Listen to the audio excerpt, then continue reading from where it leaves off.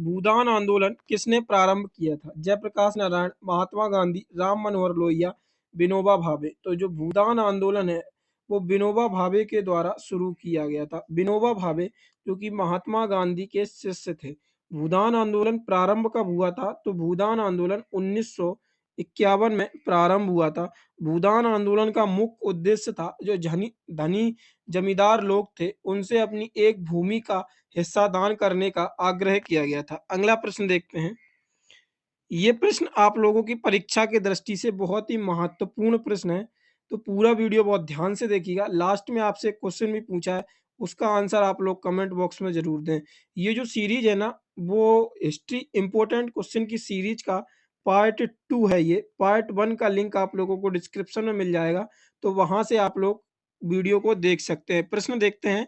आनंद मठ के लेखक कौन है? बंकिम चंद्र चटर्जी, सरोजनी नायडू, रविंद्रनाथ टैगोर, अरविंद घोष। तो आनंद मठ के जो लेखक हैं वो हैं बंकिम चंद्र चटर्जी। और जो बाकी के लेखकों को देखते हैं, सरोजनी नायडू। सरोजनी नायडू की कुछ प्रमुख पुस्तकें देखते हैं, तो उसमें से है गोल्डन थ्रेशोल्ड। गोल्डन थ्रेशोल्ड दूसरी पुस्तक है सरोजनी नायडू की the birds of time. The birds of time. और तीसरी पुस्तक है idea of nation. Rabindranath Tagore की पुस्तकें देखते हैं, तो रविंद्रनाथ टैगोर की पुस्तक है गीतांजलि।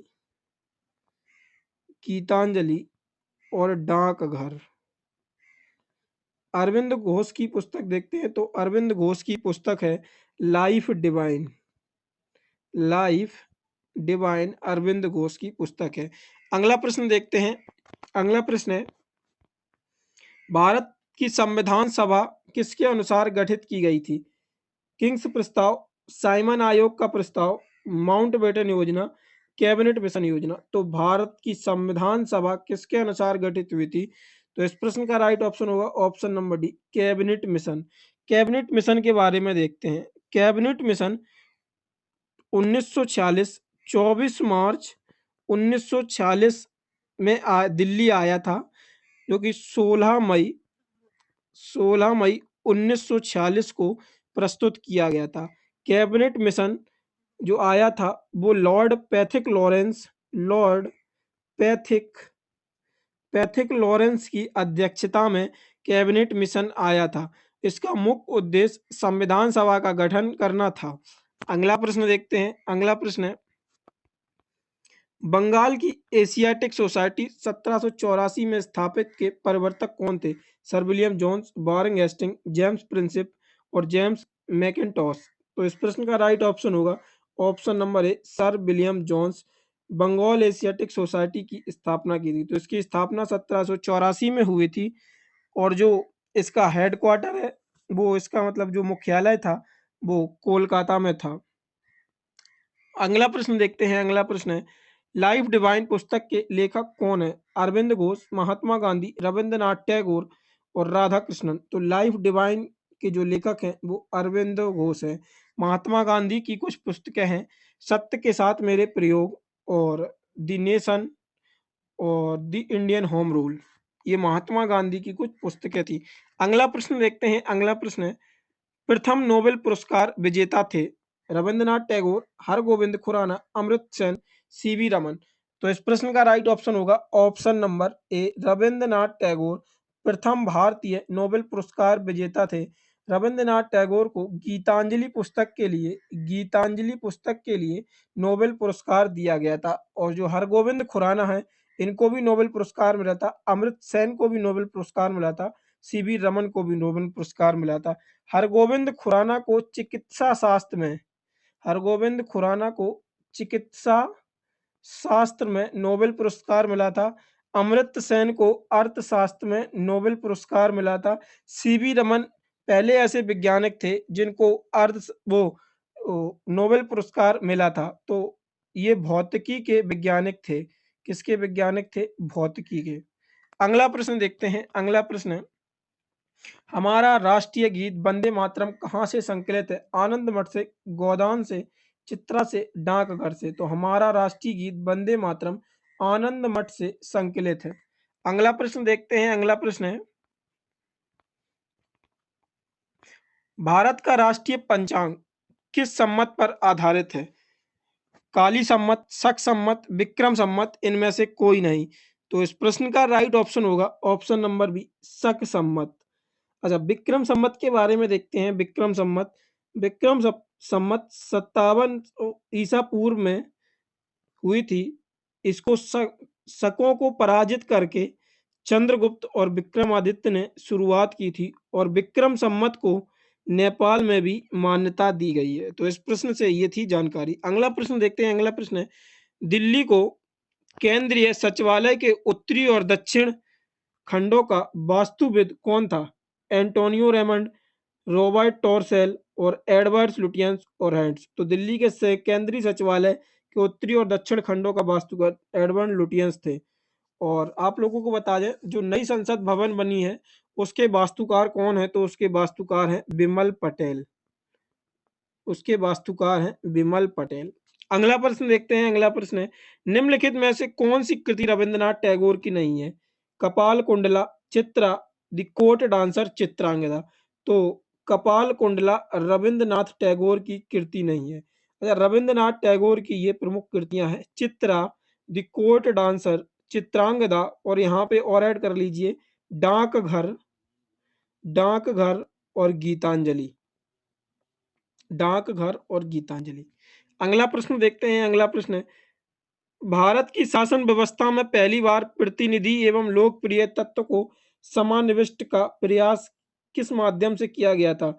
1892 का भारतीय परिषद अधिनियम, 1909 का भारतीय परिषद अधिनियम, 1861 का भारतीय परिषद अधिनियम, 1919 का भारतीय परिषद अधिनियम। तो इस प्रश्न का राइट ऑप्शन होगा ऑप्शन नंबर ए, 1892 का भारतीय परिषद अधिनियम के तहत पहली बार प्रतिनिधि एवं लोकप्रिय तत्व को समाविष्ट करने का प्रयास किया गया था। अगला प्रश्न देखते हैं। अगला प्रश्न है, किस गवर्नर के कार्यकाल के दौरान 1921 ईस्वी में कलकत्ता में विक्टोरिया मेमोरियल हॉल का निर्माण कार्य पूरा हुआ? रीडिंग, मिंटो, कर्जन और एल्गन। तो इस प्रश्न का राइट ऑप्शन होगा ऑप्शन नंबर ए, रीडिंग। अगर आप लोगों को वीडियो पसंद आती है तो वीडियो को एक प्यारा सा लाइक और कमेंट जरूर किया करिए।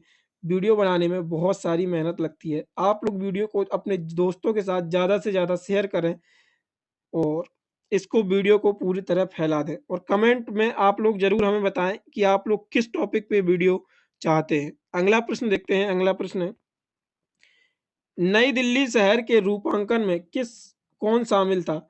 आर एफ बिशोमल और एच इरविन, जी बिटेट और सिफोन जेवेवा, एडवर्ड लुटियंस और एडवर्ड बेकर, एस एस ग्रो और एक। तो इस प्रश्न का राइट ऑप्शन होगा option number C, Edward Lutyens और एडवर्ड बेकर। अगला प्रश्न देखते हैं। अगला प्रश्न है, किसने 1898 ईस्वी में बनारस में सेंट्रल हिंदू कॉलेज स्थापित किया था जो बाद में बनारस हिंदू विश्वविद्यालय का केंद्र बन गया? Lord Dufferin, Madan Mohan Malaviya, Annie Besant, Ishwar Chandra Vidyasagar. तो इस प्रश्न का राइट ऑप्शन होगा एनी बेसेंट। एनी बेसेंट ने Hindu college, central Banaras Hindu college की स्थापना की थी। अगला प्रश्न देखते हैं। अगला प्रश्न है, भारत के राष्ट्रीय ध्वज का डिजाइन किसके किसने तैयार किया था? सरोजिनी नायडू, विजय लक्ष्मी पंडित, एनी बेसेंट और पिंगली वेंकैया। तो भारत के राष्ट्रीय ध्वज का डिजाइन पिंगली वेंकैया के द्वारा डिजाइन किया गया था। अगला प्रश्न देखते हैं। अगला प्रश्न है, देवदास उपन्यास के रचनाकार कौन है? शरत चंद्र चट्टोपाध्याय, मैथिली शरण गुप्त, फंडवीश्वर नाथ रेड्डी, प्रेमचंद। तो इस प्रश्न का राइट ऑप्शन होगा ऑप्शन नंबर ए, शरत चंद्र चट्टोपाध्याय। अगला प्रश्न देखते हैं। अगला प्रश्न है, चित्रा उपन्यास किसके द्वारा लिखा गया था? बंकिम चंद्र चटर्जी, रविंद्रनाथ टैगोर, शरत चंद्र चटर्जी, ताराशंकर चट्टोपाध्याय। तो इस प्रश्न का राइट ऑप्शन होगा option number B, Rabindranath Tagore. अगला प्रश्न देखते हैं। अगला प्रश्न है, प्रेम पचीसी के रचनाकार हैं फडणवीस नाथ रेड्डी, जयशंकर प्रसाद, प्रेम शंकर, महादेवी वर्मा। तो इस प्रश्न का राइट ऑप्शन होगा ऑप्शन नंबर सी, प्रेमचंद प्रेम पचीसी के रचनाकार हैं। अगला प्रश्न देखते हैं। अगला प्रश्न है, सुचित पाषाण हंगरी स्टोन के रचयिता कौन है? प्रेमचंद, रविंद्रनाथ टैगोर, शरत चंद्र चटर्जी और जयशंकर प्रसाद। तो इस प्रश्न का राइट ऑप्शन होगा रविंद्रनाथ टैगोर इस पुस्तक के रचयिता हैं। अगला प्रश्न देखते हैं, अगला प्रश्न है, विश्व इतिहास की झलक ग्लिम्पिस ऑफ वर्ल्ड के रचयिता कौन है? महात्मा गांधी, जवाहरलाल नेहरू, लियो टॉलस्टॉय और इनमें से कोई नहीं। तो इस प्रश्न का राइट ऑप्शन होगा option number B, Jawaharlal Nehru के द्वारा ग्लिम्पिस ऑफ वर्ल्ड हिस्ट्री पुस्तक लिखी गई है। अगला प्रश्न देखते हैं, अगला प्रश्न है, 27 दिसंबर 1911 में पहली बार जनगण मन कहाँ पर गाया गया था? लखनऊ, मुंबई, साबरमती, कोलकाता। तो इस प्रश्न का राइट ऑप्शन होगा कोलकाता में। और जो पहली बार जनगण मन गाया गया था, इसमें जॉर्ज पंचम फिफ्थ आए थे 1911 में, और 1911 में ही डिसाइड हुआ था कि जो राजधानी होगी वो कलकत्ता से दिल्ली हस्तांतरित होगी, जो कि 1912 में दिल्ली राजधानी बन गई थी। अगला प्रश्न देखते हैं, अगला प्रश्न है, भारत में पहला समाचार पत्र किसने शुरू किया? सैयद अहमद खान ने, रविंद्रनाथ टैगोर ने, दादा भाई नौरोजी ने, जेम्स हिक्की ने। तो इस प्रश्न का राइट ऑप्शन होगा option number D, James Hickey. अगला प्रश्न देखते हैं, अगला प्रश्न है, दी व्हील्स ऑफ हिस्ट्री नामक पुस्तक के लेखक कौन है? राम मनोहर लोहिया, मोहम्मद अली जिन्ना, मंसूर आलम, राजेंद्र प्रसाद। तो व्हील्स ऑफ हिस्ट्री के लेखक हैं राम मनोहर लोहिया। अगला प्रश्न देखते हैं, अगला प्रश्न है, पोस्ट ऑफिस के लेखक कौन है? मुल्क राज आनंद, रविंद्रनाथ टैगोर, विष्णु शर्मा, शरद चंद्र चटर्जी। तो पोस्ट ऑफिस के लेखक रविंद्रनाथ टैगोर हैं। अगला प्रश्न देखते हैं, अगला प्रश्न है, निम्न में से किसे इस्पात का चौखटा स्टील फ्रेम की संज्ञा दी गई है? स्वराज पार्टी, भारतीय राष्ट्रीय कांग्रेस, भारतीय नागरिक सेवा आईसीएस और इनमें से कोई नहीं। तो इस ये आप लोगों के लिए क्वेश्चन है, इसका आंसर आप लोग कमेंट बॉक्स में जरूर दें। अगर आप लोगों को वीडियो पसंद आई हो तो वीडियो को लाइक करें, और आप लोग चैनल पर पहली बार आए हैं तो चैनल को सब्सक्राइब और शेयर जरूर करें। और आप लोग हमें कमेंट बॉक्स में ज़रूर बता सकते हैं कि आप लोग किस टॉपिक पे वीडियो चाहते हैं। और इन प्रश्नों का अगर आप लोग ऑनलाइन टेस्ट देना चाहते हैं तो डिस्क्रिप्शन में वेबसाइट का लिंक दे रखा है, वहाँ से आप लोग इन प्रश्नों का ऑनलाइन टेस्ट दे सकते हैं। धन्यवाद।